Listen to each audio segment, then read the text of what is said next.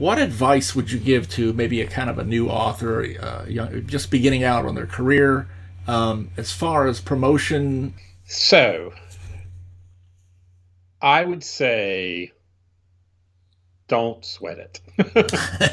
the the reality is, if you are dedicated to this and do it for a long time, uh, there's never a point where someone can come along and fire you. Yeah. You can't do it so badly that that Amazon will stop putting your books out. Uh, and if your first two or three books haven't done well, that is kind of par for the course. Don't stress out about it. And anything I can tell you today about how to market books is going to be completely irrelevant in 5 years.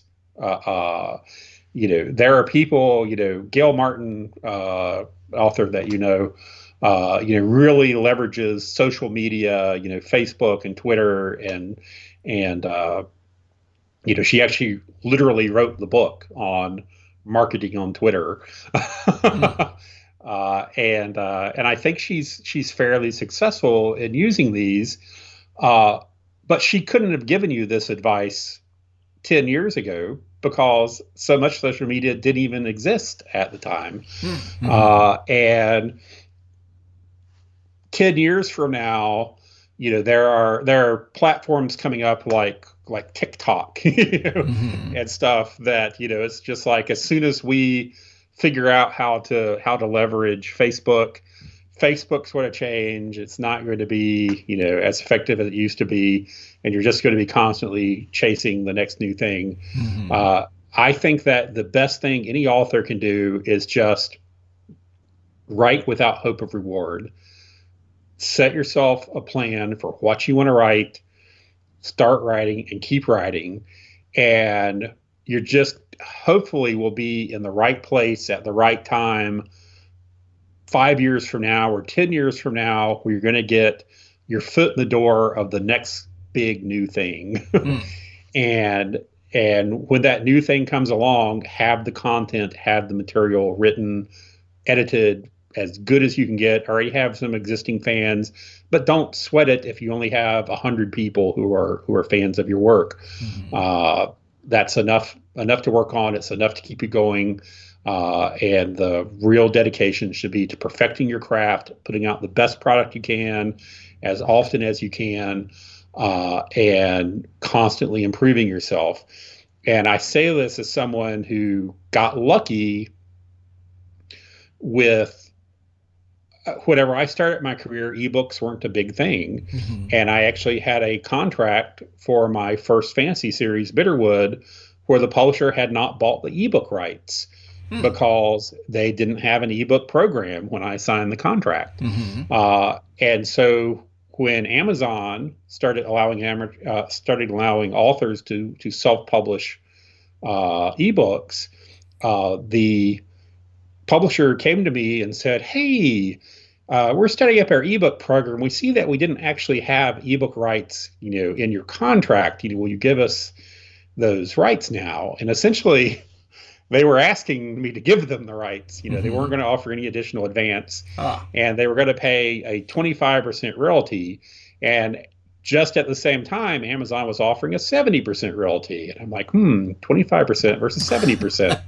I think I'm going to go. And so for at the beginning of that ebook career, I still had my books, my physical books in Barnes and Noble and other bookstores from my mainstream publisher, and Amazon linked to them. So I couldn't use the same covers because the publisher owned the copyright on the covers. So I had put out my own covers. They were really amateurish and terrible, but I just happened to be in the right place at the right time. And this was at an era of where a lot of other authors, their publishers hadn't negotiated ebook rights either. And so you still had, some players like Brandon Sanderson and George R. R. Martin, whose books weren't necessarily available every place. Maybe they would have ebooks in the US, but they weren't in the UK because no one ever thought, to negotiate those rights. And so I just happened to put out my books in like 2011, whenever it was still a fairly small pool of people with their books out. And it took off, and I was paying my mortgage suddenly with my ebooks. And I got there just by happening to have a catalog of books already written, good quality work, paying attention to the trends, listening to my peers saying, hey, you should check this out, what Amazon's doing. And when that door opened up, I stepped into it. And that is, I think what I would tell writers just starting out is, you can't follow my path. The bridges have already burned.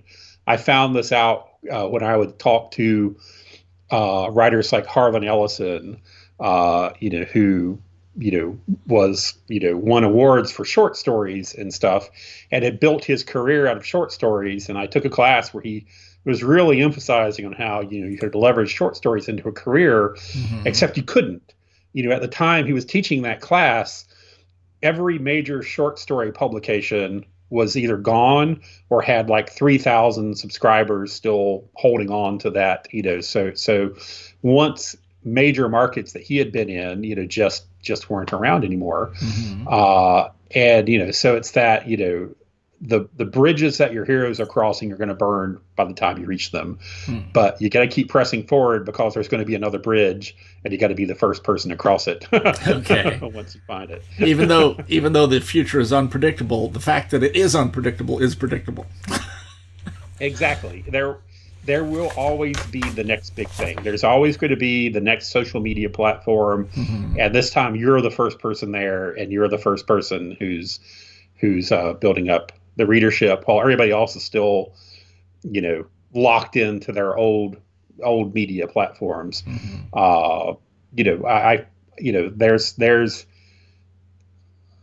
There's musicians, today, who are famous and wealthy off of YouTube. I won't even say they're wealthy, but they have revenue off of YouTube, and they have careers and more views there than an existing artist whose work was all locked up by copyright, and they slapped down anytime someone would post a video of the band on YouTube. And so new bands could rise up and gain some sort of power that way. And so that's where you want to be. You want to go ahead and build your catalog, keep your eyes open, read constantly, have peers, and strike whenever the opportunity hits. Okay.